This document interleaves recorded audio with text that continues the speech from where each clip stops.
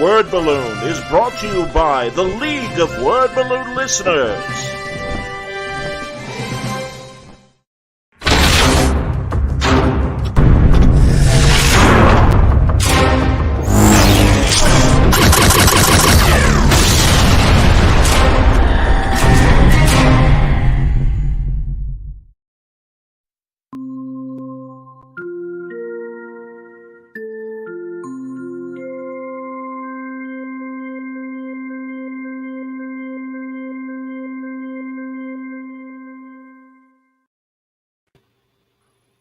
Welcome back, everybody. Time again for another Trek Watch. But as you know, we are so blessed with so many great nerd shows. We're not just going to talk about Strange New Worlds. We're going to talk about The Orville, The Boys. I've even started watching Ms. Marvel, so I have a couple opening comments. But lots of great stuff right now. It is a embarrassment of riches as far as nerdgasm. Apropos, as when we talk about The Boys in a few minutes. John Suntress, Franco, Mitch Halleck, and let's start with Strange New Worlds. Finally, no more buffer. Good Lord, I'm sorry, guys. I really hated that storyline. I'm glad it's over, but what a cheeseball way of a solution to such a traumatic thing. But I have a question. Before go for it. So one of the first things, like I was watching the recap of it, one of the first things they mention is his daughter has been sick for over a year or something like that, because I guess I missed it the first time around. But yeah, how has no one noticed his daughter's been missing for a year? Like, he didn't tell anyone else about this. I mean, in the last couple episodes, they found out. Well, clearly the mother's dead, but maybe they don't have any other family, and obviously Una knows, and I'm assuming that it's been expressed to the, at least the necessary departments that, hey, he's got a sick kid. She's in the buffer. I mean, if Una's been holding it a secret all this time, I don't like that. Here, of course, my shot. Drama. Yeah. But, when the school teachers write a note like, hey, your kid hasn't been in class for a while. She's in the buffer. What? Well, she still has homework to do. I'm reading the same story to her over and over again. That should suffice. I'm doing the homeschooling thing. Back off, teach. Can you send her homework via buffer, please? Yeah. No, I wondered that too. I was like, did he smuggle her aboard? Did they not know he had a kid, maybe? Yeah, no, I would assume they didn't.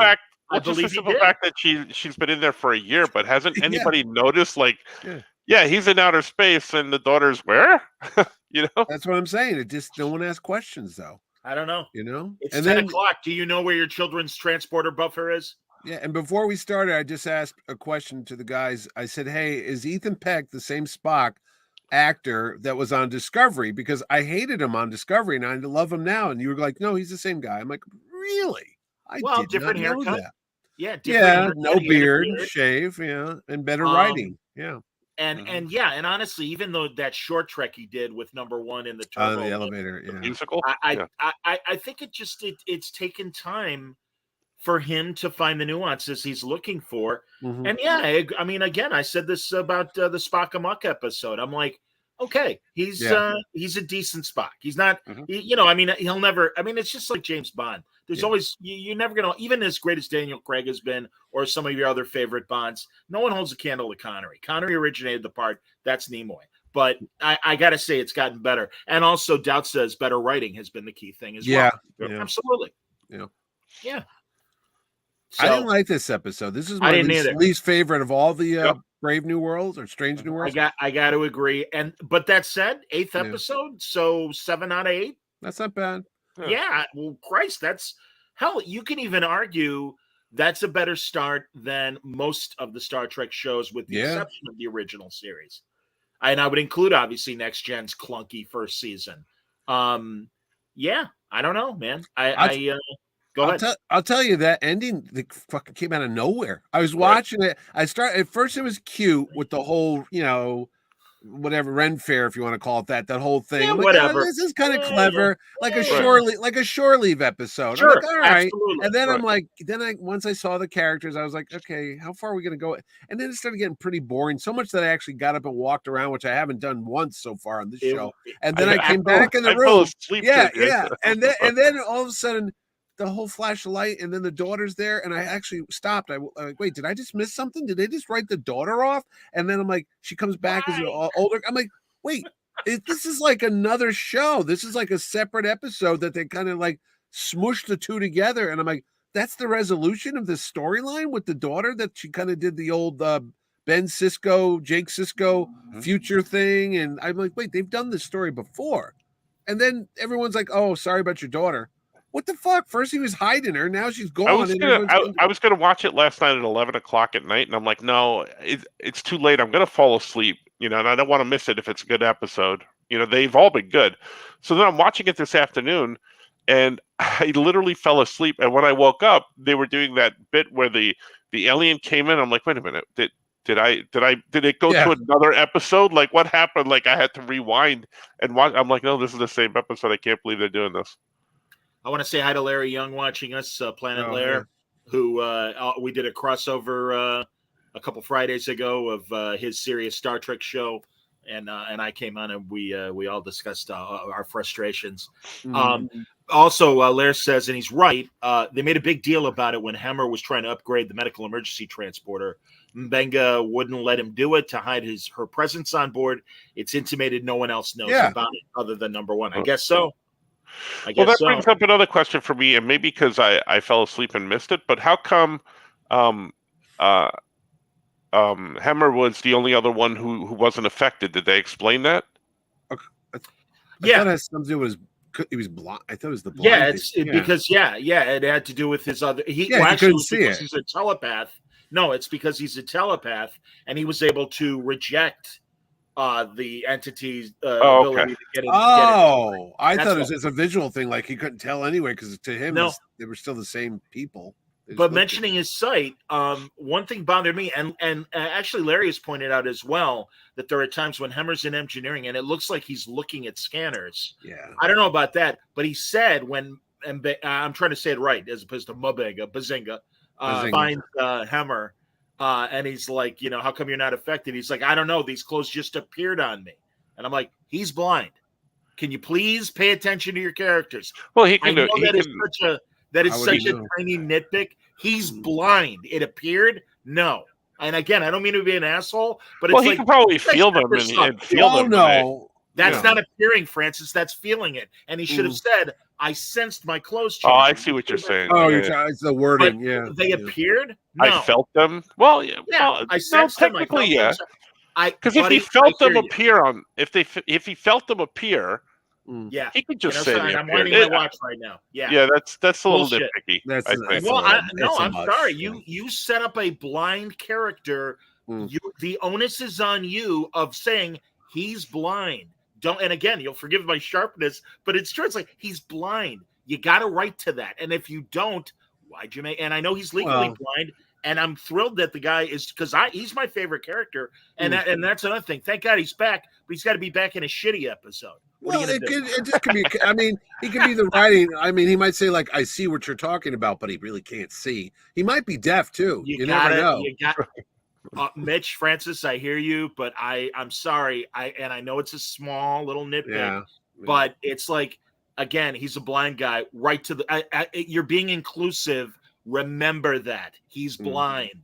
I'm sorry. I just think that's a crack. Here's the other real quick thing. Who was that actress that was the princess in the beginning? Hey, Artie. In the beginning, was that Elizabeth Hestrich from Agents of S.H.I.E.L.D.? Because I went to look her up on IMDb. Who the hell was that? That she was talking to the security officer. You mean that was singing was the princess? Yeah, not the one with the shaved head. Not the one with the haircut. That was Lahan was the princess. Yeah. She was? Yeah. Of course. I was watching it took me a minute to figure out it was her because she was all done up in the costume and everything. Right. But yeah, it was her. Yeah. Oh, honestly, I thought it was a different actress. I'm like, who the hell's this? I'm watching it going, I don't know who this is. I'll tell you what, though, Anson Mount was always great as always. I mean, he just was funny as shit. Yeah. Yeah. No, he's the man. He's Captain Dependable, 100%. And I liked him as a fop. That's great. What you said, Mitch, I totally agree. And obviously, Frankie, you fell asleep from it. The storybook story wasn't enough to sustain that hour or 40 minutes. It was boring.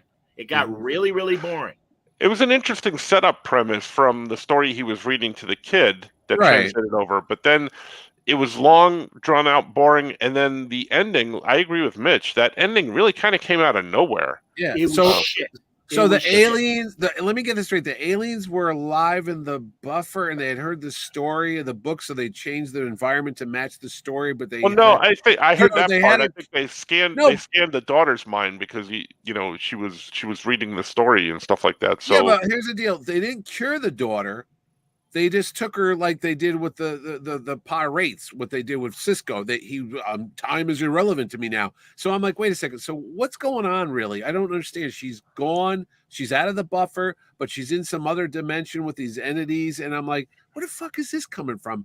Why did you waste a whole episode with the other alien race where he was trying to find the cure just a week ago? When that was like a part of that story, when he was like, oh, you have to help me with your technology to cure my daughter. And now we just wrote the daughter out of the show altogether. I'm like, what? That was a circle jerk since day one. What do we call that, everybody?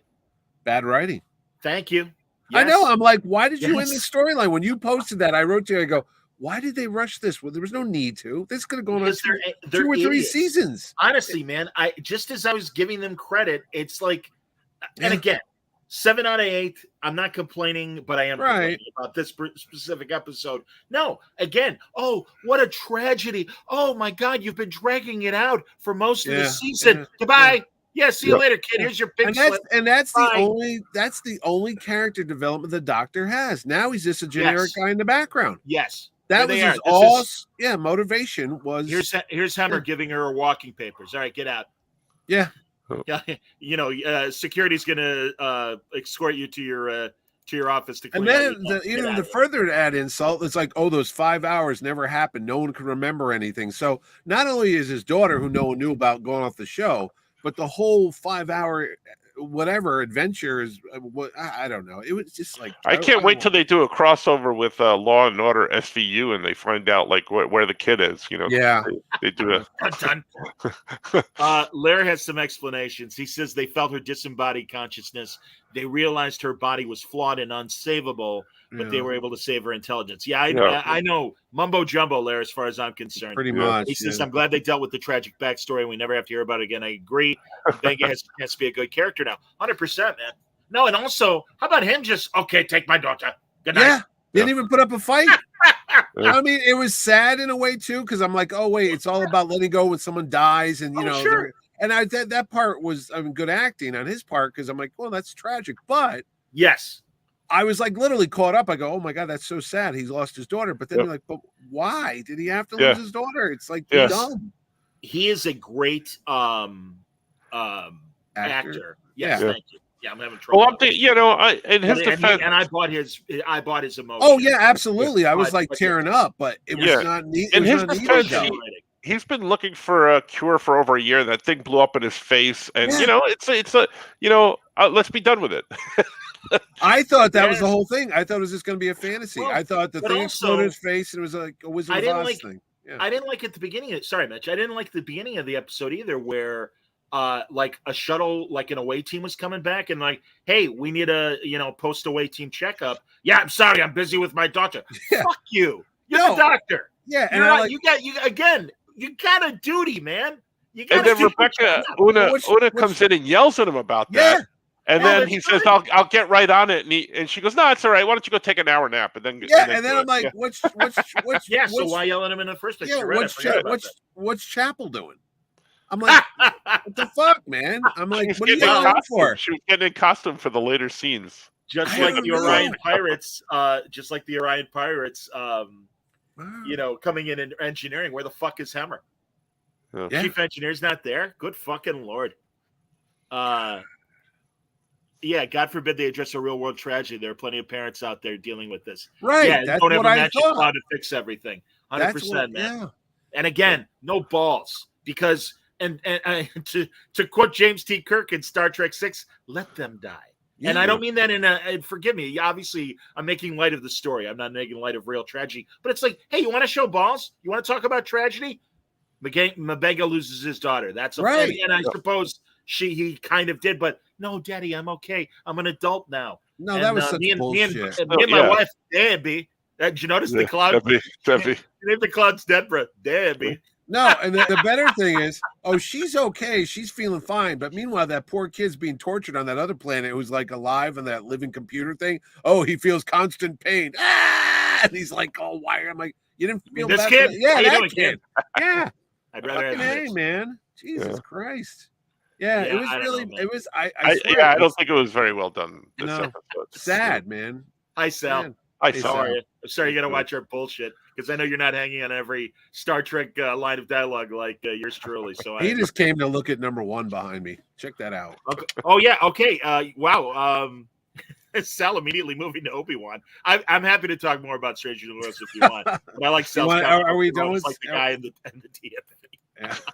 Well, I mean, if you want, I mean, I'm done with this one. I just don't want to. It was a disappointment. After I look forward to it, I'm like, there were parts of it that I liked, and still better than the Orville. No, the Orville was really good this week. I thought the Orville was exceptional. No, let's when we get to Orville, I'll explain to you why you're wrong. No, all right. Well, no. We may as well wrap up Obi-Wan because, as Sal pointed out, Uncle Ohm is like the guy at the DMV, which I don't understand, but I love the comment. He looks like the guy at the DMV. I guess I don't know. I mean, whatever. Nerf herder. But no, I kind of liked Owen and Beru trying to protect Luke. But and listen, I liked the Vader Ben fight. Yeah, it was fine. But what I think now that it's all done, this story lacked consequences because other than Reva, third Optimus or whatever she is, investigator, third sister, my sister Reva. I gotta see a third sister. There was no need for this. Yeah, really. Well.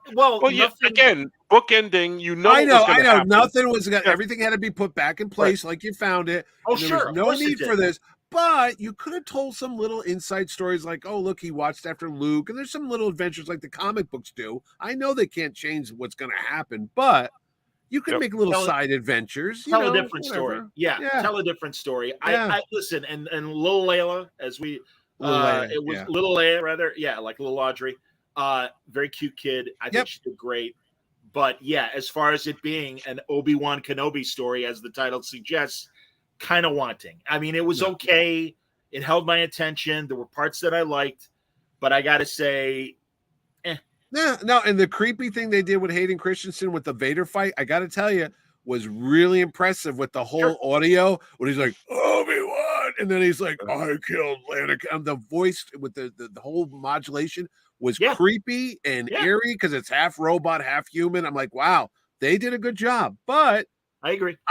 You know what? I didn't need, and I was telling somebody else there, I grew up watching this in 77. Ball watchers. I didn't need to know all this stuff. It's just like Star Trek. It's like, you know what? I kind of made up my own story in my head what happened with Obi-Wan and Darth Vader. I don't need to see every little details brought out, but hey, I guess it is what it is, you know? Doubt says Obi-Wan should have been a movie.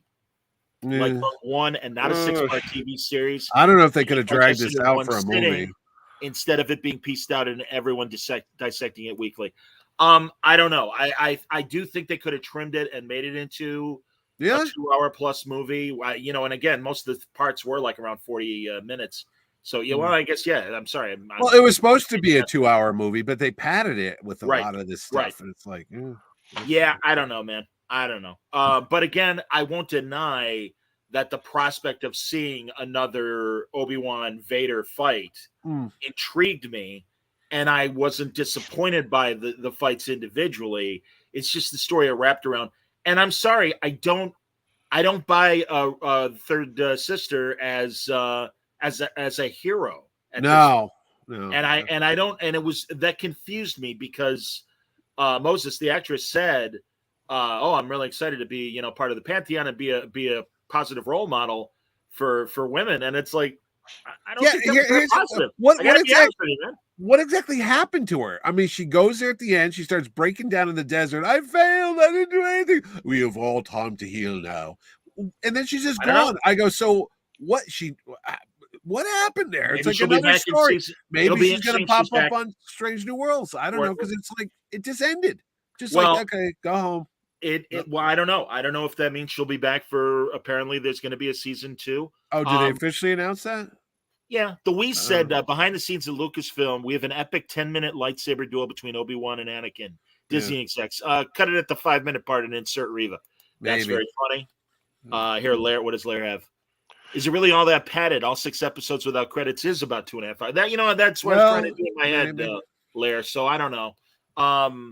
But still, I can't deny I'm disappointed, and that's the one you shouldn't fuck up is Obi-Wan Kenobi. I mean, it's and maybe because we didn't have a Mandalorian backstory that we accepted things. I don't know, but I just think at the end of the day, this was just okay. You know your nitpick about the blind guy saying he could see that he got different clothes? Here's Obi-Wan. They chase him down. They got the big Star Destroyer up in space. Vader's chasing after Obi-Wan, even though God knows why he didn't send his TIE fighters after him. But he goes, I'm going to go down and deal with this personally. So he goes down to the planet. Obi-Wan kicks his ass. He's gasping for air. And then Obi-Wan just hops on his ship and takes off. I go, wait a minute. Wouldn't the starship up there see this ship coming out and go, hey, that's not Darth Vader. Why don't we stop that guy? And he just goes right the other side him. Of the planet. He used the other side of the planet. Okay. Yeah. All right. But I'm like, wait a minute. He just flew right by them. They're like, let him go. Nothing to see here. And then he just happened to show up. Of course. What do we call that, Mitch? Bad writing. Thank you. And then also, again, bad writing. Like you the first time you left them burning with no legs and no hand and a burnt crisp on Mustafar, I can understand. He's your friend. I get it. This time he tells you like he killed him. I'm gonna come after you again. I'll let you go again. I know. He's on his last leg there. He can't even breathe. I'm like, why don't you just put him down like a horse? You know what I mean? With a bad leg. But now he's like, I'll see you later, Darth. I'm like, whoa, where are you going? You know, they're smashing rocks at each other. I'm like, when did that was kind of cool. All right, it was kind of cool. Yeah. Some interesting comments here. Wee says he saw the full an edit cut of the saber duel. It's simply incredible. I assume it's longer. There's more. Wow. I don't know. Doubt says the feeling I got from Obi-Wan was it felt like they promised a show with the champagne budget, but gave us a PBR, a Pabst Blue Ribbon budget show. Absolutely. And then Chris Zubin says, I'm not really behind the whole concept of Force using Inquisitors. Yeah. I never would have thought Vader or the Emperor would have suffered them before. I agree with that. I just want to get all the comments out here. And I agree with Larry. I think Kumali and or Kumal and the last 2 episodes redeem all the nitpicks of Nerds All Put Together. The redid Black Series helmets and the new robots. This show was a great big chocolate cake. That's cool, man. Zubin says you had the 501 ready to be your Jedi hunters anyway. We says thank God Khan wasn't in command of that Star Destroyer. Full power, damn you. And there's a Tatooine Street standing sets. And of course, and one of the key things they could have said, which I've always been bothered by, Anakin Skywalker grows up on Tatooine. His mom's on Tatooine. He knows his stepbrother, Owen, is on Tatooine. They never said why, when he's floating above the planet with Princess Leia in the very first Star Wars movie, it's like, hey, why don't I go back down to my old neighborhood and see how my stepbrother's doing it? Oh, who's that little kid? Wait a minute. What's his last name? Skywalker. Hey, wait a minute. So if they had thrown a line in there when Obi-Wan was fighting with Anakin and he said something like, Anakin's dead, I want nothing to do with his life, then it would have made sense. Like, of all the places in the galaxy, the last place Anakin Skywalker would ever go if he was Darth Vader would be back home to Tatooine. And that's why it was the perfect place to hide Luke Skywalker, because there was so much tragedy and bad memories there. Darth Vader would never set foot again on that planet. And they did. No, but I wanted a reason why. I'll tell you the reason why. He tells you. Anakin tells you in the prequels. He hates sand. That's why he never goes back there. It gets in all everywhere. It gets in the breathing apparatus. He's adjusting his crotch every time when he's with exactly. Because he tells the Emperor, he's like, I've sent probes throughout the galaxy to find Obi-Wan. Well, what the fuck? You know exactly where he is because his third sister's already there. Why don't you go after her? And by the way, no one dies by getting stabbed through the chest with a lightsaber. Except, nobody dies. Qui-Gon Jinn died, and there was one other. Oh, Han Solo. And yes. Everybody else is fine. They're like, just a flesh wound. I could walk it off. And then, and also mentioning Qui-Gon. Yeah, thanks for 30 seconds, everybody. And I'm sure Liam Neeson would have done a little bit more had he been asked. But that really pissed me off. It's like, thanks. Really? Why? Yeah, really. I want conversations. I want character. Oh, I didn't I'm think sorry. he was even going to do that. I was really expecting. I knew Qui-Gon was going to show up. I called that he was going to show up. However, I wanted him to show up during that battle. I wanted Obi Wan to be buried under those rocks, and I'm like, this is the moment. This is the moment Qui-Gon shows up, and he didn't. And I'm like, motherfuckers. I thought he was going to have a Spider-Man moment, didn't you? I thought it was going to be the Steve Ditko classic Spider-Man where the thing is on top of him. I give up. I can't fight. And then so it's like, move your ass, Obi-Wan. And then it would have been him lift. That's what I thought was going to happen. Or it's also around that. I'm sorry. It's also a Rocky V moment. That's when the ghost of Mickey, when Rocky's having that terrible street fight. Don't put him in the ring. Put him in the street. Good idea. Really good idea. Mickey loves you. Yeah. But they played. I'll tell you one thing. We talked about the music before, and you guys told me it's because they don't want to write John Williams is just a star as Harrison Ford, Mark Hamill, and everybody else. The second those strings and notes started coming up, I got all the goosebumps because it's Star Wars. They played Princess Leia's theme. They played should have been all through the series. Oh, they played the Darth Vader theme at the end. He's like, boom, boom. I was like, yeah. I mean, literally, you hear that music, goosebumps. Yeah, I'm with you, man. No. And again, did you see the story this week that Williams is saying? Indiana Jones 5 is it for movies. Yeah, it's going to be. Which, God bless him, man. I don't know how far in his 80s I'd go out on that one. I'm like, hey, you started with those guys. You go out with them. It's been a great 60, 70. I don't even know how long. He's been doing it since the 60s, for fuck's sake. Lost in Space, Gilligan's Island.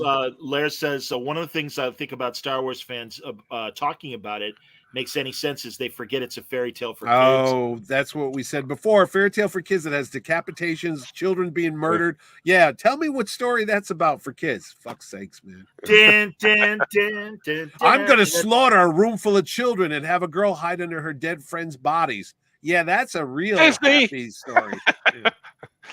Yeah, Disney fairy tale. Yeah. Let me decapitate some more people. Hold on. Lair says Star Trek is a morality tale. So you can't talk about them the same way. Star Wars is about truth from a particular point of view. Star Trek is about facts. And then Doubt says, Obi-Wan, I want you to eat thunder and crap lightning. Fingers crossed. It's not. that the new Indy is not like. It's Crystal Skull. Crystal Skull. It's and I think Lair's got a rebuttal for you, Mitch. But it's. Go ahead. It's long. Well, it's not. Is it's he not swearing. No, he said, Mitch, don't, and then he stopped. So we'll get more. Hey, Lair's a friend of the show. Be nice. When they threw the you can disagree with him. Don't get me wrong, but no, Mitch and Lair, you guys are good guys. You guys, if you haven't, come on, let's go. Yeah, if you haven't met, you should because you guys are good guys. So anyway, but I don't have much else to say about Obi-Wan. No. I don't. If they make a series 2, I'm like, you're just going for the money grab now. There's no need. I hope no need for this series 2. They learn from what we. I do think it's while I know there are haters, and I hope we're not coming off as haters. No. We're just a little disappointed, but we know we're not haters. But regardless, maybe somebody watching might consider us haters or whatever. But if we hated it, why would we watch it? Well, and also, again, thankfully, I do believe despite this. But despite us not liking the latest episode, I really do think Strange New Worlds listened to us, and I really think they are making an effort to address some of the things that were like, we'd really like Star Trek if you did it this way, and I think they're trying to do it. So, waiting for my check. Oh, I see. Lair said, Mitch, don't watch Bambi. That shit is rough. Oh, good point. Speaking of which, I noticed Bambi was playing in the background of Doctor Strange. I watched that this week too, and there's a scene with what's her name, Wanda, in the Scarlet Witch, and on the background of the TV set is Bambi looking for her mother, and I'm like, wow, that's so weird that Disney put that in there. It's like real subtle. Mother, oh my god, yeah, it was that scene where mother. I know. Mother. I'm aware, man. Are you kidding? Good lord, that hit home. I was a little kid that lost his mother before I was 6 years old. So yeah, man, it's like I never need to see Bambi again. It's like that's all right, okay. So we're done with Obi-Wan. All right. Orville. I thought Orville was really good. Hold on. Let me get because we got a good crowd, man. And I want to let people talk. Hang on 1 second. Zubin says, make the Force special again and pull back from the superpowers. Agreed. This is a story to be told with Maul, maybe. Series 2 of Obi Wan, Lair says, is him meeting young Luke and saving Princess Leia from Vader and the Death Star. Well, I certainly hope so, but I have a bad feeling we are going to get a series 2. And then Doubt says if they do 3 seasons of Obi Wan, they can at least tell the story of the third sister as a trilogy of series. I would have no problem if that's it for Third Sister. I have no idea what their plan is, but I also think she's done a few bad things and I know it's all about redemption and blah blah blah, but I hope they write her better than what they did. I understand what they were doing, but I don't think the redemption angle really they pulled it off at the end, because they set up so much bad stuff that like the reversal for me was a little just too much, too fast, too little, too late, basically. What do we call that, everybody? Bad writing. I just don't want to see anybody wearing a hat that says MAFA, make the Force great again. I don't want to see that in Star Wars. They're all wearing these red hats, like, fuck you people, man. Make the Force great again. A lot of people love the series. I don't know what you're talking about. I love the Sand People. Many people are telling me how much they enjoyed Obi-Wan. The Death Star puts a lot of people to work. That's right. A lot of people like Darth Vader. I like him. He's a strong leader. Go home, Stormtroopers. We love you. Oh, God. Fucking nuts. Don't even start that, man.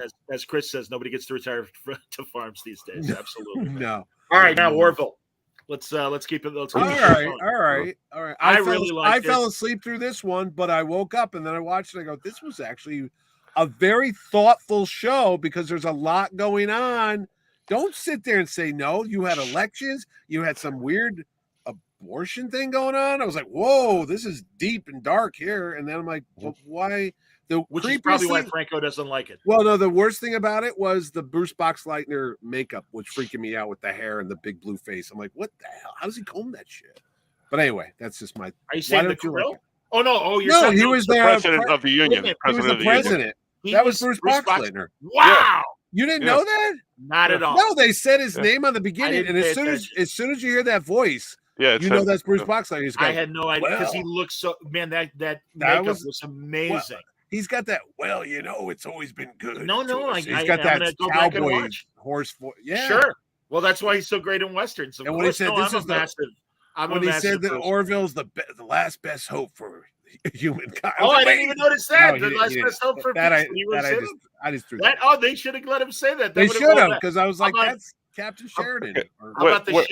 How about the shitty I Like Science recall in Strange New Worlds from Reyes? And it's like, we know you all thought it was stupid in Discovery when Spock said, yeah. And then actually Hemmer says it too, But anyway, go ahead. Anyway, go. Why does Franco not like it? To me. Why didn't you like it? Okay, so first of all, I've come to the conclusion that in this future set of the Orville, they have none of their own pop culture at all. No new movies, no new pop culture, because they're constantly referencing Annie and westerns and everything else. So no new movies and no new pop culture are happening at all. That's number one. The Alien Annie. I like. Second of all, it was kind of stupid fun to watch, but really they have no other of their own pop culture. Number two, you're going to sign a treaty on the day that these people are holding their elections, and you're going to send this small.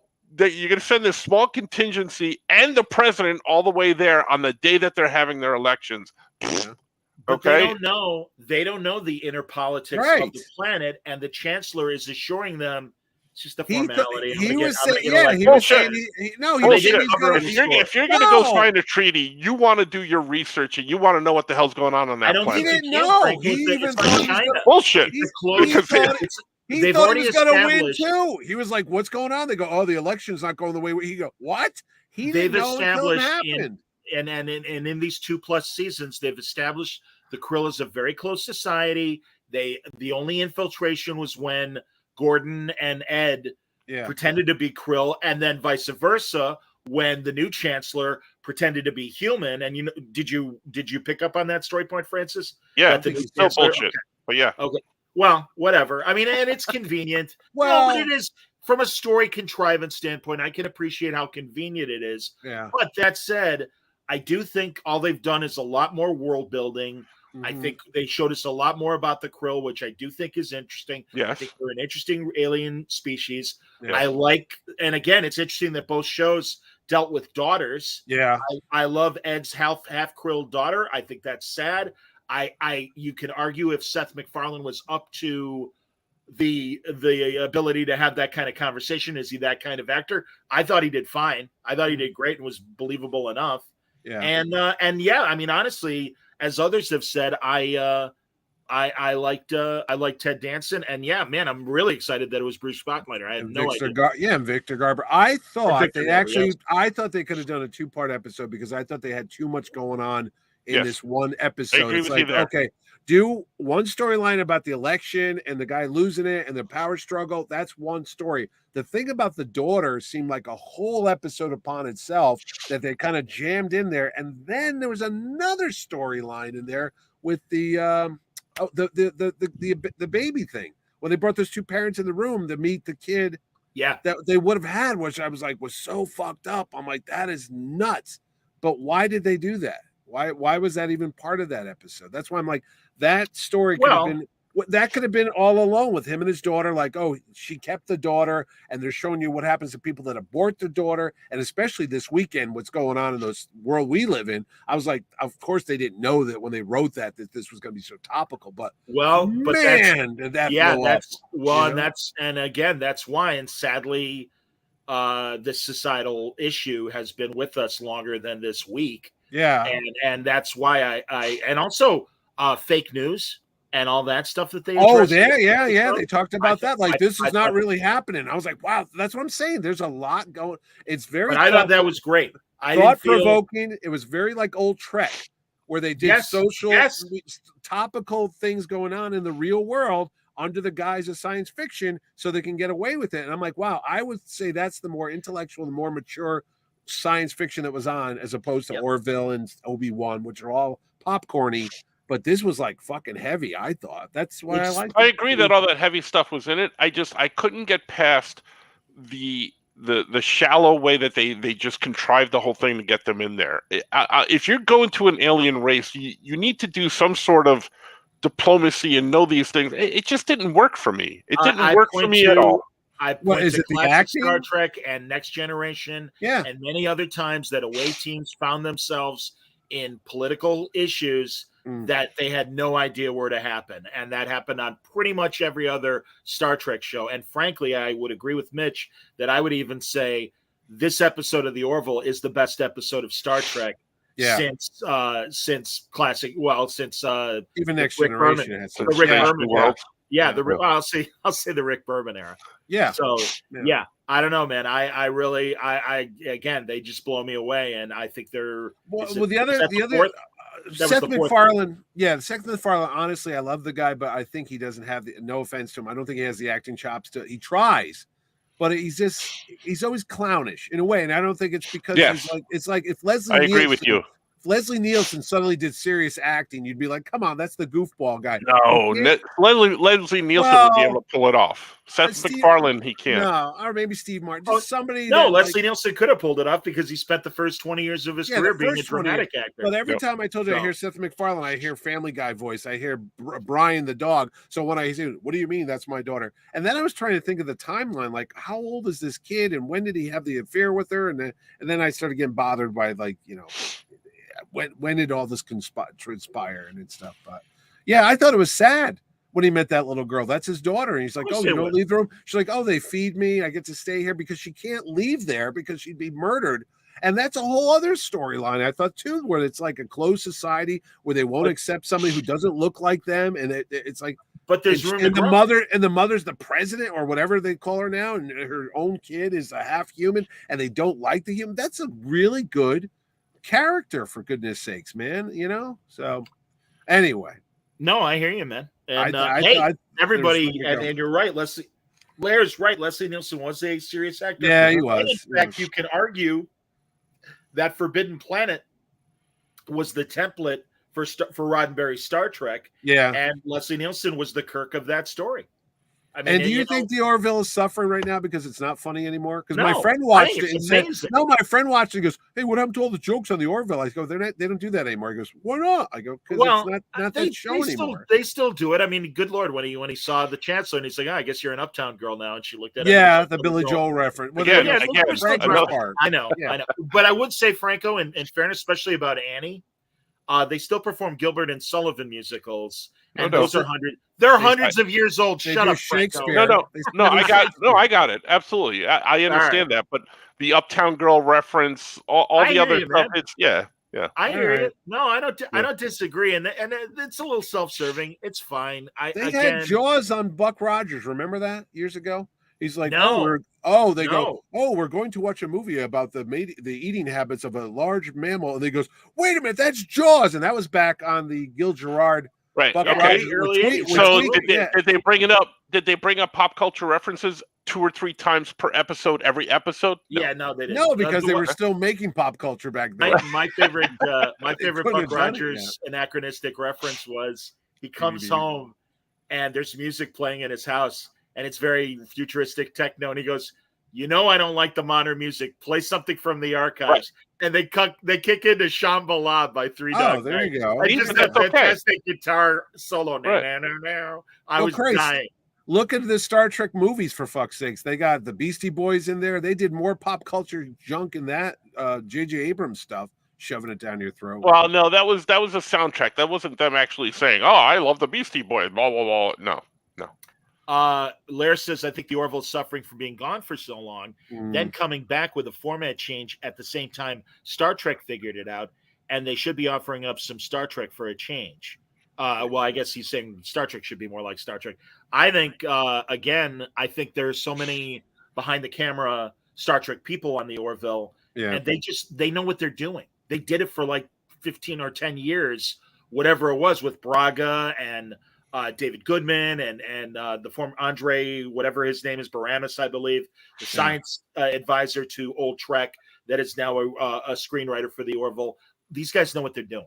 Yeah, and that's the big difference. And again, I like 7 out of 8 Strange New Worlds a lot.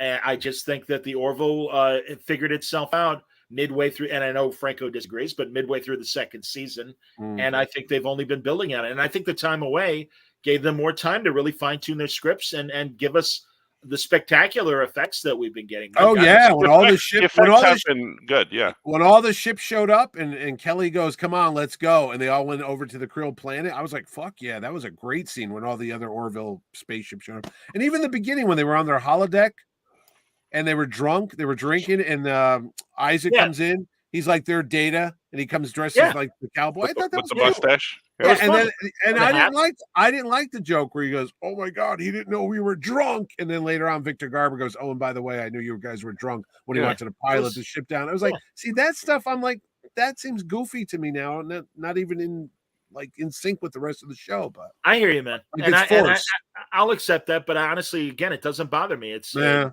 then 90% also of it is excellent. I thought 90% of it was excellent. And then also the ending, like them getting this small landing party off an entire planet, like how they were able to do that and just get away, and with the it must have been the same work.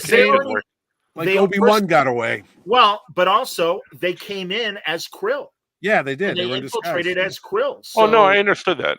And again, they were being shot at as they were leaving. So, Obi Wan just went right on by. Of course, they're going to make it out, Franco. They're going to be back for next week. They should have. What they should have done was they should have gotten an oversized trench coat. Exactly. And the landing party in it and walk through. Yeah. No, you're right. Don't notice me. I'm just Ambassador Fatty McFat. Hey. Radium Theater Production says it still feels like an amalgamation of Family Guy and Trek.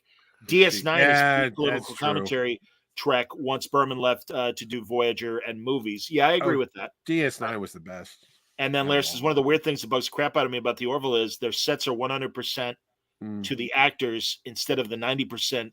Oh, I see. The scale is 100%. Oh, okay. I get it. I get what he's saying. Off. Yeah. But what are you going to do? I like it. I'll again, I appreciate you watching it every week. You know what I really like about the Orville? That the cast will be at Terrificon on July 29th to the 31st at the Mohegan Sun in Uncasville, Connecticut. Tickets on sale right now. Find out more at Terrificon.com. I hope I get to go and someone announces me eventually. I know. I was like, I got to do you tomorrow. It's on the website. It is on the website. That doesn't count unless I get an official announcement. You posted it on Instagram the other day. I said, good. Now I don't have to do it. Yeah, we're but you have to do it so I can retweet it. You said, I'll be here. I go, good. I got to turn off. What's her name? I can't stop staring at her. Hold on. Oh, there you go. Una. I'm looking at Una's too much. I'm like, Una. Yeah. I've met her 3 times, actually. I've interviewed her a lot. Wow. Rebecca Remain. It makes me, man, all right, here's a terrible misogynistic thing to say. It really makes me want to watch Femme Fatale, the movie again. That's all. No. Plus, she was in a bunch of stuff. She was in sure the she Punisher movie. She was on the Librarian shows. That's how I interview. And the sad thing is, I'm interviewing, not checking her out. And I go, wow, will you look at that? And somebody behind me goes, yeah, something else. I go, you know it. And who it was? Jerry O'Connell. I turned around. He was right behind me. We were in the press room over at New York. And then she goes, she put lipstick on her teeth when she was putting it on. She wanted a mirror, and she didn't have one. So she goes, anybody got a mirror? I said, here, why don't you just use my cell phone and turn the camera around? So she takes my iPhone, flips it around, and she's putting her lipstick on. And then I'm like, I'll never wash this iPhone again, because she had it right up there. And anyway, she's a lovely woman. Neither here nor there. She's a lovely woman. Is she still married to Stamos or no? No, she's married to Jerry O'Connell. Oh, okay. She's got 2 kids with him. She hasn't been married to Stamos in at least decades. Two kids ago. Yeah. All right. That's fine. No, anyway. I'm a big fan. And I agree with, for a quick moment, back to Strange New Worlds. Man, we're 8 episodes and we really haven't had a Reyes story yet. I mean, there are 2 left. That's true. I didn't realize when that Lindsay Booth was on a couple weeks ago that they were on the Librarians together. I was like, hey, wait a minute. Those 2, that's what I was like, wait, she was on there. No, she was one of the best things about the Wired kid. What's going to make Franco like the Orville? Because 3 seasons, he ain't going to like it. Who cares? I mean, God bless you for watching it, dude. I mean, again, you're like we are with the rest of New Trek, where maybe I'll like next week's better. Yeah, maybe. That's okay. Well, I was like that with New Trek too until we got to Strange New Worlds. Did you watch Ms. Marvel too, Johnny? I've only watched the first episode, but I really like it, and I appreciate what the way they're doing it. I love her animation. Yep, the graphics. All the graphics I think are fantastic. And I love this, that as you guys described it and others told me too, that hey man, if you like Tom Holland's Spider-Man, this is a female version of that, and it absolutely is. Plus, it's got that great, being from immigrants, and as a kid that was raised by immigrants as well, it's, as Francis can attest as well. I love that. I love that world, that combination of old world and new world. Yeah. And no, I think it's. I like the kid. I like her a lot, and I like her friends, and. I think the whole cast is great. The brother's great. The mom and dad are fantastic. Very good. And it's something. And again, not to say something. Being Italian, I grew up in an Italian neighborhood, so I'm learning something about her culture in her neighborhood. And you don't want to seem like, oh wow, it's a strange new world to me, but it is. I was telling my wife, I go, did you know this? Did you know that? She's like, where'd you learn that? I go, from watching this. I'm like, so it's kind of fun to see that harkens back to like when we used to be kids, and well, for me anyway, and I would blurt something out and people would be like, where'd you learn that? Comic books? Yeah, absolutely. Type thing. Yeah. But I do love this show a lot, and it's growing on me more and more with each episode. I just think it's just really well done. And I'm interested to see where the story goes. Yeah, and the mom and dad are great. Like, you saw the first episode, I believe, is when the mother makes the outfit so she can go to Avengers Con. As anybody who's had parents who try to be cool, because I remember my dad, it's like, we couldn't get you that video game you want, the handheld game, but I got you this one. It was like a Tandy version. It was really cheesy, and your dad tried. But he gives it to you, and you just kind of look at it, and you don't want to insult him, but you go, "Thanks, Dad." And you never played with it. No, it reminded me of all those things that your mom and dad. When my mom tried, I wanted to go to McDonald's, and my mom's like, "No, I'll make you McDonald's." And she did the white bread with the yes, like the Eddie Murphy, like the Eddie Murphy bit, with the ketchup. No, but it is. That's that real. That's good writing. That's good writing and good acting that you go, wow, I can feel for those characters. I only knew in one episode. You're like, I like these people. My dad wanted to give me a T-shirt that came from a shoe store. And it was really not like the most uncool thing. It's not Tom McCann's, it's Tom. I was like 7 or 8. Yeah, I was like 7 or 8. And seriously, I burst into tears to my sister. She's like, what's the matter? I'm like, well, Dad tried to be nice. I know. I can't wear this. He's like, he won't care. I seriously, man, you guys hear me talk about my sister, and really sometimes it's that typical brother sister thing. But when she was when I was a kid, she was a great older sister in terms of relax. Yeah, Everything's fine. yeah, Don't worry about it. And he's like, he's not going to care. And he did. My dad's like, oh, don't worry about it, John. Everything's fine. I'm like, all right, Dad, I didn't want to hurt your feelings.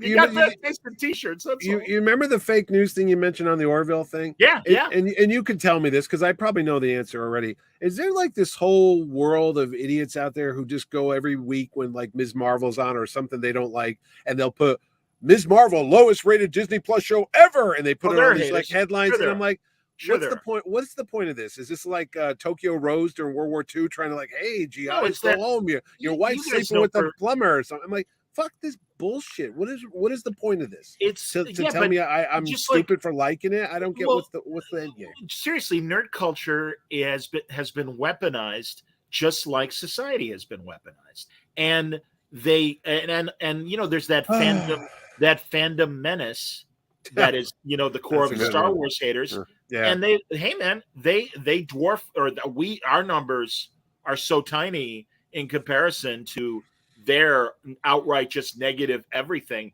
Yeah. And it really is like, do you like anything? I know. And listen, by the way, to transition to our next subject real fast, and we don't have to go all the way up to the most recent episode. The Boys is the best nerd show on television, hands down. It is willing to get extreme. Its ideas and parodies are cynical in the best ways, and they are really nailing what it is supposed to be in terms of a dark superhero and societal parody. I can't wait to talk to Garth Ennis about it at Terrificon, and see his comparisons to the comic and the TV show. Yeah. But also, we rank on showrunners a lot. Eric Kripke was the guy who kind of screwed up Heroes midstream and was never able to right the ship. He is the showrunner for The Boys. This is such an exceptional show. I can't rave enough about it. Yeah, absolutely. I'm loving the show. It is just when you think you can't be grossed out, weirded out, shocked by something they do, you are in the next episode. And I'm like, every week, and literally, I am doing this. I'm amazed. I love Soldier Boy. I love the idea of Soldier Boy. I love where it's gone. I won't spoil for Mitch because I know he's a little behind. But it's, I think it's a terrific story, and everything that's happening this season is just like they keep topping themselves every fucking year. Yeah. It's amazing. It's amazing. Doubt agrees. I actually bought the omnibus of The Boys because I never really read the book. So now I'm hearing that the TV show is way beyond what was in the graphic novel and the books. So I don't know. Have you seen any of the show at all? No, I've watched the show, but I'm saying I've never read the books. I never read the comics and stuff. So I'm going to start reading those. But I want to know how in line they are to the comics, or are they? I would say like Walking Dead, the broad strokes are consistent, but Soldier Boy and all that's in the books. Yeah, I think so. Is he? I don't know. That I haven't read the books, but I think he is. Yeah, I have to catch up. But I would say that again, in general, the broad strokes are familiar, and the TV show surprises us individually in the same way that the comic book does. And Soldier Boy, I forget the actor's name. He was on that horror show on the CW. Is he one of the Supernatural guys? Supernatural, yeah, he's one of the Supernatural guys. He's one of those guys. Yeah. The other one's Walker Tex Ranger, as my dad would call it. Walk Tex Range, because my dad doesn't speak English, but he used to love Chuck Norris. But he has such a Chris Hemsworth type of vibe about him that it's kind of freaky almost. And he comes across really like Captain America in the show. It's a little like, ooh, yeah. Oh, you mean Chris Evans? He's got a Chris Evans. Chris Evans, yes. Oh, yeah, sorry. Yeah, no worries. I just didn't understand. I didn't know where you were going with Hemsworth. Like but now I understand.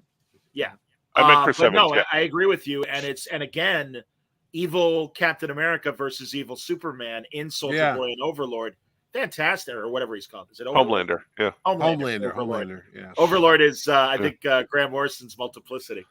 But yeah, it's it's fantastic, and this year I won't spoil. No, but I'm gonna go watch it tonight. I gotta. Yeah, it lives up to it. This episode lives up to its reputation.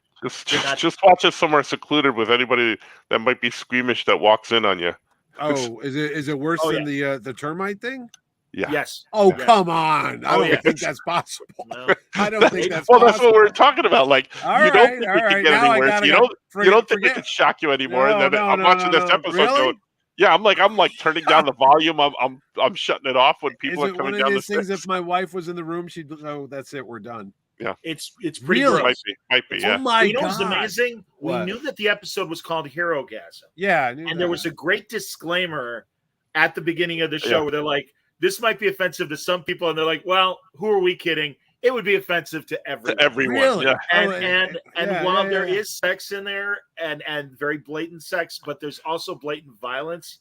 Uh-huh. And they really cover all the bases of both sex and violence and in the most extreme ways. And again, that's why I'm like, literally, I texted my nephews today. I'm like, one of them's watching. And I'm like, this is, as I said earlier, this is the best nerd show on television. How old are your nephews? They're in their 20s. It's okay. Oh, okay. Yeah. Oh, no. They're adults, somewhat. Oh, wow. But I'm like, guys, this is the best show on TV. If you're not watching it, you should be watching. I thought The Man from Atlantis was the best show. Patrick Duffy, webcams and web speech. Best show of the 80s. Okay. That was in the 70s. Didn't he 70s. swim like a dolphin? He did. He do that little. I believe he had like clear. He had fins. the contacts and the web Oh, no, hands. that and I the feet. remember. Yeah. And then Yeah, he moved to totally. Dallas. Alan Fudge Took a shower. Yeah. Hi, honey. What did I Yeah. miss? 2 seasons, Bobby. Where the fuck All did you right. be? So what else is there? There's Boys. There's Brave New World. There's Star Trek. There's Star Wars. Well, starting tomorrow night, Only Murders in the Building season 2. Oh yeah. Very excited. I saw you'll never guess this, and you got to back this up. I saw Elvis today. The Boz Merman. With fantastic movie. I love it. It was Cool. 2 hours and 40 minutes. I had no idea Really? it was that long until it was like, really? Oh my God. It flew Cool. by. We all know the story of Elvis. The music's great. The kid that played him, can't think of his name, really cool. Tom Hanks a little bit too much because he kind of looks like Burl Ives a little bit with the fat makeup on him. And he's like, well, come on over here, boy. I'm like, yeah, enough. I never knew the Colonel had a European accent. It was like, Which was the whole thing's bizarre because I always pictured Well, him I being know a Southern guy. That's what I always thought he was. Like, Well, me too, but I thought I know some facts about the Colonel's backstory, and I'm sure it's explored further in the movie. Well, I had to go Or home and read up on him because I'm like, really, what was this and what was true? But they do a great job of. But here's the Star Trek connection, and I'm like, I gotta go ask Suntress. In the beginning, no spoiler alert, the Colonel lives in Vegas and he's on his way to the hospital, and they're driving by the hotel, and there's the Enterprise, and it says the Star Trek Experience. Which hotel was that at? The Las Vegas Hilton. It was at the Hilton. Okay, because the Hilton is where Elvis becomes the main headliner, and then eventually it's the Jackson 5. So he's living in the Hilton as they're wheeling him out, and there's the Enterprise, and then as he's disoriented from a stroke or a heart attack, whatever, you see the Enterprise come off the billboard, and it starts to fly, and it just keeps saying Star Trek the Experience, Star Trek the Experience, and they show the Enterprise. I'm like, was this like there? And this was supposed to be 1996 or 97. So yeah, it was. It was still there then. Oh, yeah, that's why I was going to it. Absolutely. Oh, all right. Because I'm like, why are they showing this? It started with the Next Generation, the Star Trek Experience, and then they revamped it into a Voyager Borg story. I thought it was Quarks. What's that? Wasn't it supposed to be the Promenade or Quarks? Wasn't that? Well, it was Next Generation, but Quarks was part of it, I think. Oh, okay. What happens is, this is how it went. You would walk through basically a bunch of costumes and props of all the iterations of Star Trek, and then monitors above all that stuff were showing like the best action scenes or some of the best character scenes that my buddy Rob Burnett actually created all that did all that video editing for those presentations. Then you are transported onto the Enterprise D. You go into a little motion roller coaster that's stationary, but like kind of runs on a gimbal, and it projects, the images you see. And you're supposedly on a shuttlecraft, and rogue Klingons are shooting at the Enterprise D while you're in a shuttlecraft. You're there because the Klingons wanted to transport us to the future to kill one of us because one of us is a ancestor of Picard. Oh, so you go through this fight. The Enterprise battles off the bird of prey. Picard thanks you and Riker's was it Patrick Stewart? It was absolutely Patrick Stewart. Oh, it was just wow. audio, but you do see Riker on a monitor who says, "Okay, we're really sorry, but this is what happened. The Klingons want you dead. We were able to intercept you, take you to the Enterprise. We're going to protect you. Don't worry." And there is a Starfleet officer kind of leading you through. You get to walk through the bridge. It's amazing. How many people were with you? Like 20, 30? Like 20. Yeah, like 20. Okay. And I remember because I still have my T-shirt upstairs. Star Trek. Oh no shit! You into it? Yeah. Did you do it too, Franco? Wasn't that great? Yeah. And then and it ends and it drops you off at the gift shop, which also leads to Quark's bar, and you can eat and drink at Quark's. Yep. And they even had a hologram of like you could order like push Raktajino and a 3D image of Raktajino. Oh no kidding! Oh yeah. Oh no, it was cool. And that's why Galaxy's Edge sucks. Oh, Fuck come on. I've been there twice. Well, all I'm saying is they stole it from Star Trek, huh? Well, but they make you pay a shit ton more money. Yeah, they do. And the maybe because it was backed by casino money. Hey, don't worry. Hey, kid, the mob's got you covered with this thing. Don't worry about There's another Star Trek reference too, because Elvis does a Christmas special for NBC, and they're in the halls of NBC, and as they're going down the hallway, but this was supposed to be 1968, so I don't know how accurate it is. There's a big picture of Uhura. There's a big framed picture of Spock and Kirk. There's another. I'm like, Star Trek was not one of their big hit shows. I can't imagine that they'd have framed pictures of the they Star might have Trek taken a little liberty. But I was like, really? Star Trek? Here's a fun fact for you may not have known. Elvis was supposed to be in A Star Is Born with Barbara Streisand. That's true. That's in the movie. At the end, is it? Yes. They call him up in 75, I think it is, and he goes, "Oh, I always want to do one good movie." And they said, "This could be it, Elvis." And he's like, "Me and Barbara, the Colonel won't let it go." So they don't let it. It doesn't happen. But yeah, they did offer him. Oh, so what happened was Barbara wanted him. It was her first choice to be in the movie. Yeah. And then she went to Vegas or wherever he was playing to go see him, to ask him personally. But the mistake she made was she asked him personally, not Colonel Parker, and Parker got pissed and wouldn't let it go. Yep. Oh, that's part of the movie. Poor Elvis wanted to do this international tour, and fucking Parker's like, "We can't. Security. Elvis they're going to try to kill him," and that's why they locked him in that fucking Hilton hotel forever, and they let him tour the country. They go, "No, you go on tour. You get to go to Houston. You get to go to Texas. You go to Cleveland." But it's like never left the country because he wouldn't let him go because the Colonel did not have a passport to leave the country. And then this is Hollywood, because I read afterwards they found out in like 1981 that the Colonel was a deserter from the Army. That's not even his real name. That's all fictitious, that Colonel Tom Parker, because the real guy, they would be looking for him. They'd be like, this fucking guy's a deserter for the Army, U.S. Army. I don't know. But the other Star Trek-y thing, Captain Marvel. I had heard this from Roy Thomas, that Elvis was a huge Captain Marvel Junior fan, and that's what he modeled the look with the lightning bolt and the cape, the 70s outfit. Yeah, and that starts off jumpsuit. Yeah, and he's down in South, and he's like, "Oh, we love comic books," and they show him reading a Captain Marvel Junior comic, and they made the frame look like a comic book for a couple panels on this movie. I'm like, this is awesome, and you see him running around as a little kid with like this cutout of a lightning bolt hanging from his chest, and he's pretending he's Captain Marvel and stuff. I'm like, all right, stop spoiling the movie. Yeah, I was gonna say I don't need to watch it. It's not a spoiler. It's a biography. It's a fact about the movie. Or was it in the movie or no? Yeah, it's in the movie. Then stop. That's what I'm saying. Okay. I knew about the haircut because Dean Martin did that too. Oh, they didn't say the haircut. They just said he loved the outfit. So. Well, you're right about that. Dean Martin loved his look, and he modeled his slick back look after Captain Marvel Jr. supposedly. Oh, Dean Martin? Dean Martin was a big comic book fan. Yes. Really? I didn't know that. Yep. Wait till that movie comes out. You spoil that one. Yes, the Peter Guralnick biographies of Elvis are amazing. I agree. I've seen him interviewed by Conan O'Brien in depth. Who is he? He's a pop culture biographer. Was he the guy that did the Elvis and Me books that came out and then Andy Kaufman got pissed about? Remember that? He was like, oh. Yeah, but Elvis and Me, I thought was written by his mistress, Linda, whatever. There was some biography that came out when Kaufman was alive. And I remember he got all bent about it because they were telling stories about Elvis. And he's like, this isn't true. And which Kaufman? Andy Kaufman, back in the 80s. Yeah, because he was a huge Elvis fan. Oh, no. Well, of course. And he did the impression. And I know Elvis loved his impression. Absolutely. Oh, Um, Elvis was alive to see Andy Kaufman? oh, absolutely. Yeah. Elvis died in 1977. Andy Kaufman Yeah. was doing stuff in the Oh. 70s. What are you talking about? Okay. Sure. Okay. Sure. And before Taxi. And was doing his Elvis live before Taxi. All right. Elvis, big comedy fan. Loved Monty Python. Eric Idle Yeah. tell that story. Really? And would make Linda his final mistress. Linda Thompson, yeah. Yeah, Linda Thompson do The Nights You Say Me. Come on, do it, man. Come Naked? on, do it. Naked? I don't know, but that's he was a big Did have a shrubbery. Exactly.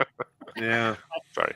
Anyway, yeah, it's a good movie. Go see it. It's a good movie. No, I want to. Thank you. Absolutely. And that's what I'm saying. Don't tell us more facts. I want to. I heard Buzz Lightyear sucked. I didn't go see that one. Yeah, I'm very interested in, and I don't know if, and maybe somebody in the chat knows if when it's going to appear on Disney Plus. Yeah, because it's not tanking, but it's not doing really well. It's not doing well. No, it's but also. I've seen the Phantom Menace kind of spin it, but I have to agree. It is odd that they didn't let Tim Allen play the lead and it's Chris Evans. Yeah. And their explanation, no. This is the movie that inspires the toy line. Yeah, it's a little therefore. And okay, whatever. It's a little weird, right? It's convoluted. You're like, what? It is a little convoluted. And I do, again, pointing to things like Galaxy Quest and other Tim Allen performances. It's like, I don't know if he was asked. I don't know if he turned it down. Well, he's got a relation with Disney. He had the Santa Claus movies, and I see that Santa Claus is coming on Disney. Yeah, it's coming out on Disney Plus. Yeah. Yeah, so he's involved with that. So they didn't disown him, and he's done like 4 Toy Story movies with them. I don't know. I really don't. I don't know. Yeah. Okay, that was that. Yeah. Sorry. So there's that. What else is going on? Star Wars, Star Trek. Oh, Thor premiere the other day because I know Spencer Beck, who you don't know, but Franco knows. He's the guy that helps me get some artists for the show. He was at the premiere with Jim Starlin at the red carpet last week, and I was like, "Holy crap! What is he?" Hey, aren't they going to be at Terrificon? They Jim Starlin is not, and Spencer Beck, but not Chris Hemsworth. Well, that's who I was talking about. Was Jim Starlin? Yeah. Well, they had they had Christian Bale there, and Christian Bale. I love when Christian Bale talks to his normal voice because it's like, what the hell? But he was there. It's like, oh, wow, they're really great people, and Tyke is crazy. Now he sounds like James Bond. But I don't know what they're doing with the Thor movies because my wife looks. She goes, "Are these just comedies now?" And I go, "I think that's what they're going with Thor. It's just like Guardians." Yeah, but goofy. It's funny. No, but it's fun. There's action in there too, and there was. It's lighthearted. Yeah, I mean, again, I'll watch it and judge. I mean, I don't know. I'm not. What'd you think of Doctor Strange? The second one? Yeah. I liked it, but it doesn't seem like a movie. It just seems like a weird TV show type of thing.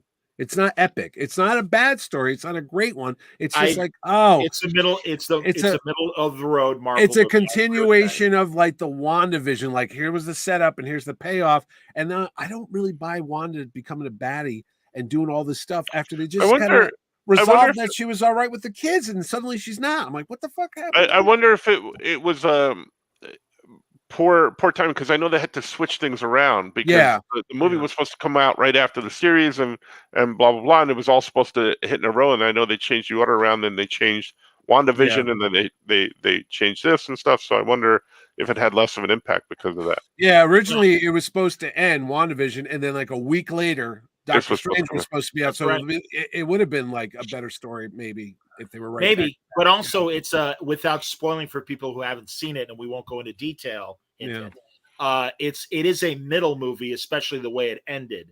Yeah, and that's okay. I mean, what I liked about it was that I felt that Sam Raimi was able to put his imprint on a Marvel movie, and it felt like a Sam Raimi horror movie in the best ways. It did. So, it did. That I liked that because I just felt that Benedict Cumberbatch wasn't served by the movie because he really didn't have a big, even though it's called Doctor Strange and he's in the movie, he really is not. I don't know. It didn't seem like a Doctor Strange movie. It just seemed like one of many people in the movie. I'll tell you what, the hair was very off-putting for me. Oh, his jet black hair with the beard. Yeah. The wig. It looked weird. Wig. It looks a little odd sometimes. Yeah. Yeah. Well, yeah, as Dowd said, it reminded him of Evil Dead. I agree with that. Yes, it did. Also, no, I hear what you're saying because it kind of felt the way that the Schumacher Batman movies got bloated. Well, and even you can go back to the second Batman Even Returns, where it's like one hero, one villain, and they kind of loaded this thing with too much shit going on. I liked America Chavez. I liked seeing the Illuminati. Yeah. And our buddy Anson Mount scowling like Black Bolt. Fantastic. And great to see Patrick Stewart in the chair and everything. And I love Jim from The Office being Mr. Fantastic. That's great. So I'm excited for all those. And Captain Carter. Yeah. It kind of seemed like Iron Man 2. Remember the big complaint about Iron Man 2 was it was kind of like a non-movie. It was like a lot of setup because they had to get the Avengers and everybody ready for it's one of the weaker movies. Yeah, it's one of the weaker movies. Sure. It is what it is. Yeah. But again, it's still like it enough. Yeah, and I I think Cumberbatch is perfect for Doctor Strange. And I really did like the first movie, and I liked his roles in Infinity War and everything else. And I was entertained for the hours. Yeah. What'd you say? I said I was entertained for the hour. And, it was fun in the theater. Yeah. No, I agree. I tried watching that James Bond movie again. I know. I fast forward to what's her name? I know. Doctor Strange obviously is on Disney Plus. And I don't know if you were just giving that comment, obviously, but what I do want to know is when will Lightyear be on Disney Plus? So Mario says that chair looked really dumb to me. I get the reference; it looked dumb. Obviously, Professor X's wheelchair is a callback. It was pretty big, but it's a cartoon thing. Warren is here. How are you doing, Warren? I'll have to catch the entire podcast. I did some eps of Miss Marvel. The directors wanted a lot of camera moves, a la Euphoria, and lots of graphics. The show kept its Holland Spider-Man innocent vibe. It's not made for 40-year-old guys, but it hits for its audience. Well, you got 40-plus-year-old guys that like the movie. I liked it. Yeah, I liked it a lot. The kid that plays her friend, Bruno something, he was supposed to be Spider-Man. He was the second choice. Oh, wow. Tom Holland got the part. And then I watched and go, you know what? This kid would have been a good Peter Parker. He would have been fine. Sure. Yeah. I'm like, he's got that teenage, creative, wacky vibe, energy. I was like, he would have been good. No, so now I'm glad he's working on this show. So, good kid. No, like I said, and again, I will point to The Boys as the best nerd show that is. Best show. I guess the Umbrella Academy is back. I have to confess, I haven't caught up on that. I haven't caught up. I want to. I like that show. That's on again too. Yep. Jesus God. Vic says that 45 days is usually the wait time for the Disney Plus stuff. I'll be interested if they hold to that, just because, or maybe they'll do it like Mulan, where they'll make it like, okay, it's out there, but now you got to pay an extra. Didn't you have to pay an extra premium? Yeah, Mulan? Yeah. Well, they didn't do that with Doctor Strange, so I know. I know. That's the last time they did it. But this is also for the all ages audience versus the PG-13 Marvel world. Doctor Strange doesn't come out on DVD till like the 26th of July. I'm like, geez, by that time. But I don't think they'll do that because it's a Pixar movie, and the last two Pixar movies were put on Disney Plus like straight away, and I know people complained about that, like Turning Red, which I haven't seen yet, and I want to. And Luca, right? And Luca was I don't know if that was a Pixar one, but it was. I thought it was a Disney one. I don't know if it was Pixar, but there was the ogre one where they're on like that D&D quest. Tom Holland and the other guy. That was that one you're talking about? I forget the name of it. Yeah, the two brothers or something. Yeah. So, there you go. Well, and that's all I got. Got a lot to watch now. Now I got to go watch Umbrella Academy. See, I don't like that. They dropped the whole thing at once on Netflix. I'm like, you know what? I kind of like watching week to week because is that a cricket bat or a sword in your hand, Mitch? Because it looks like it is a sword. Yeah. Okay. The handle. Put it back down. It looks like you're flipping us off. That's fantastic. You wish. Excellent. Well, I know inside, deep down. No, not at all, John. Not at all, John. No, I get it. It's all right. Vic wants to know: has anyone seen Resident Evil? Don't give a shit about the franchise, Vic. I got to. No, never watched it. No. I'm thrilled that Mila Jovovich still has a job. Yeah, but I don't care. No, I've seen the previous ones. I haven't seen any of the newer ones. No. So. And then there's some show called The Last Among Us or something that's on HBO. So it's another video game. Yeah, and also, by the way, I finally started deep watching What We Do in the Shadows in anticipation of season 4 coming That's a up. great show. You never watched Oh it? my god! I never knew seen it before? was. Oh my god, it's hysterical, man. It really is, and I saw so many of them Friday and Saturday. Yeah, just a couple days ago. I love that show. I'm Mark almost Hamill's caught up. in. Oh yeah, they're all good in it. Very, Yeah. very funny. Did you ever watch the movie? Yes. Oh, you've seen the movie? Okay. Yes, yeah. of course. All right. Yeah. No, and if of course it's Jermaine Clement from New Zealand, who was the Concords and Flight of the Concords and amazing nerd stuff. He did that great episode where he was the sentient fart in Rick and Morty, and he sings like David Bowie songs. Oh, it is so funny. So yeah, it's what are you gonna do? So I'll tell you one thing. Because I don't watch Resident Evil. Because John, I love your honesty. It's like never watch this Ricky Gervais show where he works in a hospital. Derek, it's called. Have you ever seen this or heard about this? No. It's god awful. Like I watched Ricky Gervais. He just had this thing about dying or whatever. It just wrapped up season 3. Afterlife or something. Like Afterlife, great show, Afterlife. But I was like, oh, my wife liked it. Yeah. Oh, but then this other thing, Derek. I'm like, this is bad. I'm assuming Warren is either working on Shadows or knows people who work on it. But he says some wild stuff coming up on Shadows, or maybe we've seen detailed trailers. How do you say the guy from Thor? Taki what? Taika. He's doing the new Star Wars movies. You know that? He's got that. Yes, I did. Now. Yep. Yeah. Wonder what that's going to be like. Based on what I've seen him make, not only the Thor movies, but Jojo Rabbit. Yeah, I love Jojo. Have you seen Our Flag Means Death on HBO Not yet. Max? Everyone tells me how great it is. I really need to. You should watch that as well. Phillips was the pirate show? Terrific yep. on. Mm-hmm. I think Stephanie was telling me how great. And Taika is in that as well. I think he produces, but he's one of the actors on the show, and it's great. I finally saw Free Guy with Ryan Reynolds. You liked it? He's hilarious in that. It was okay, but he's I love him in it. Yeah. The only thing he was really bad in was Green Lantern, which was a really bad movie. No, Taika's in Free Guy.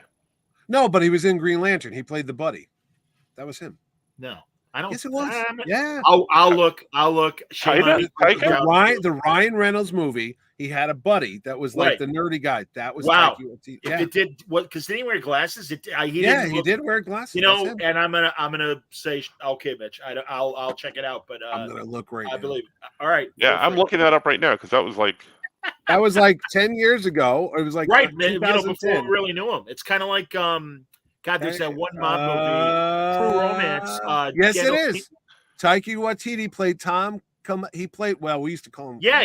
Don't say the word. We don't say it anymore. But that was the sidekick. Yeah, he's the Inuit. Yeah, he's the Inuit best friend. Wow. Correct. Wow. Look at that.